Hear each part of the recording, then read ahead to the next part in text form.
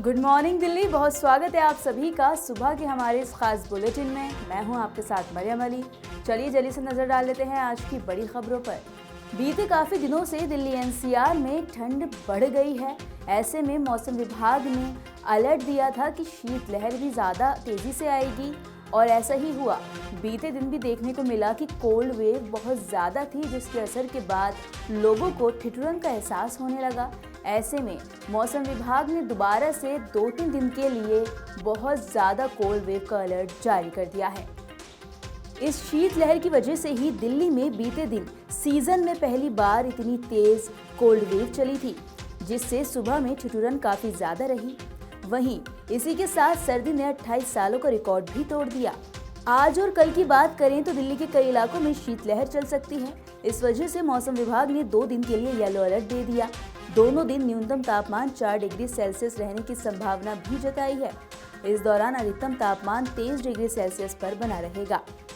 IMD के मुताबिक बीते दिन दिल्ली में न्यूनतम तापमान 4.9 डिग्री रहा, जो सामान्य से 5 डिग्री सेल्सियस कम है।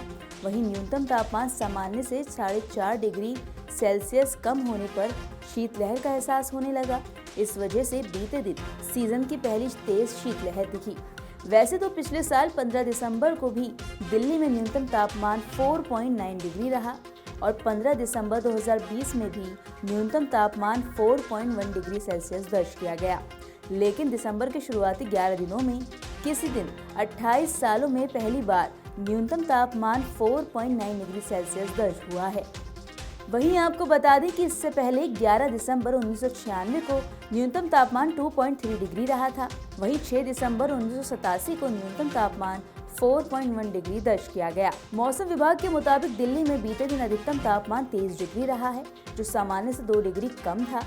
वहीं दिन में धूप निकलने से ठंड से थोड़ी सी राहत हुई। आया नगर की बात करें तो वहां न्यूनतम तापमान 3.8 डिग्री दर्ज किया गया है। उधर हरियाणा के पूर्व मुख्यमंत्री भूपेंद्र सिंह हुड्डा ने हरियाणा में बढ़ रहे अपराध को लेकर काफी चिंता जाहिर की है। उन्होंने मुख्यमंत्री नायब सिंह सैनी से ये कहा है कि इस पे सख्त से सख्त कार्रवाई की जानी चाहिए। जो अपराध बढ़ रहे हैं, पुलिस के साथ मुठभेड़ हो रही है, गोलीबारी की घटनाएं बढ़ती जा रही हैं, इस पर सरकार को लेकर काफी सवाल उठाए हैं। हुड्डा ने आरोप लगाया कि दुष्कर्म, हत्या, चोरी, लूट, डकैती और फायरिंग के बाद अब हरियाणा में बम फेंकने की वारदात भी होने लगी हैं। हरियाणा की आर्थिक राजधानी गुरुग्राम में हुई बमबारी की वारदात ने साफ कर दिया है कि प्रदेश में बदमाश पूरी तरह बेखौफ हैं।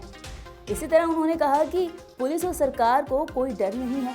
अपराधी बेखौफ होकर वारदात को अंजाम दे रहे हैं। नतीजन प्रदेश में निवेश भी घट रहा है, क्योंकि निवेशक उसी प्रदेश में आते हैं जहां कानून व्यवस्था बेहतर हो। इस दौरान प्रदेश में नए रोजगार पैदा नहीं हो रहे, जिससे लगातार बेरोजगारी बढ़ रही है। हुड्डा ने कहा कि सरकार द्वारा जारी किए गए आंकड़ों से पता चलता है कि जनवरी से अगस्त तक हरियाणा में रोजाना 4 दुष्कर्म, 3 हत्याएं, 42 गाड़ियां चोरी की और 25 घरों में चोरी की वारदात सामने आती है। चुनावी साल में भी सरकार अपराध पर रोक नहीं लगा पाई।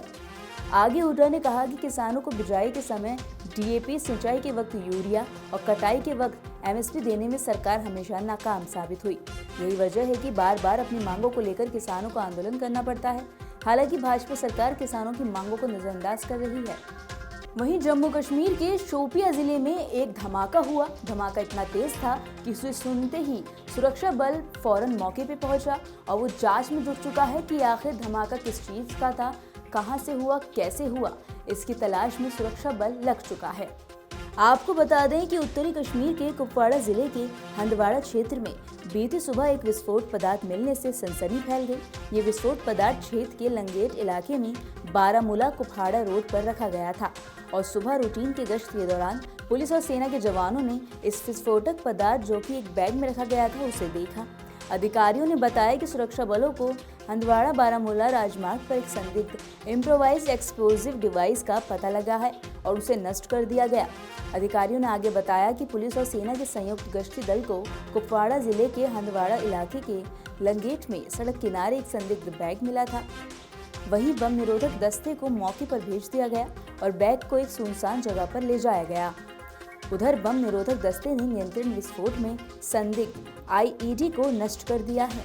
उधर बांग्लादेश की एक कोर्ट ने देशद्रोह के मामले में गिरफ्तार हुए चिन्मय कृष्णदास की जमानत याचिका पर अग्रिम सुनवाई करने से इनकार कर दिया है। कोर्ट ने कहा है कि जो तय तारीख है यानी 2 जनवरी, उसी दिन सुनवाई होगी। कोर्ट के अधिकारियों ने बताया कि चटगांव मेट्रोपॉलिटन सेशन जज सैफुल इस्लाम ने याचिका को इसलिए खारिज कर दिया क्योंकि अग्रिम सुनवाई के अनुरोध वाली याचिका दायर करने वाले वकील के पास चिन्मय की ओर से वकालतनामा नहीं था। उन्होंने कहा, वकील रविंद्र घोष ने अग्रिम सुनवाई का अनुरोध तब किया जब एक अन्य वकील ने जज को बताया कि उनके यानी घोष के पास संत की पैरवी करने के लिए कोई वकालतनामा नहीं है। इसके बाद जज ने याचिका को खारिज कर दिया। वहीं हिंदू समूह सम्मिलिता सनातनी जोत के नेता और इस्कॉन से जुड़े चिन्मय को 25 नवंबर को गिरफ्तार किया गया था। इसके अगले दिन चटगांव की एक अदालत ने उनकी जमानत याचिका खारिज कर दी थी और उन्हें जेल भेज दिया था। वहीं उनकी गिरफ्तारी को लेकर समर्थकों ने बड़े पैमाने पर विरोध प्रदर्शन भी किया। वहीं आपको बता दें कि बांग्लादेश के सुप्रीम कोर्ट ने हाई कोर्ट के उस फैसले पर रोक लगा दी जिसमें जय बांग्ला की जीत को राष्ट्रीय नारा घोषित किया गया था। बता दें कि पूर्ववर्ती अवामी लीग सरकार ने राष्ट्रीय उत्सव के दौरान सभी सरकारी कार्यालयों में ये नारा लगाना अनिवार्य कर दिया था। वहीं मौजूदा अंतरिम सरकार ने हाई कोर्ट के फैसले को सुप्रीम कोर्ट में चुनौती दी थी। तो ये थी आज की वो तमाम बड़ी खबरें जो हमने आपको बताई। हम आपको इसका अपडेट भी लगातार देते रहेंगे। बस आपको उसके लिए जुड़े रहना होगा नवोदय टाइम्स पंजाब केसरी के साथ।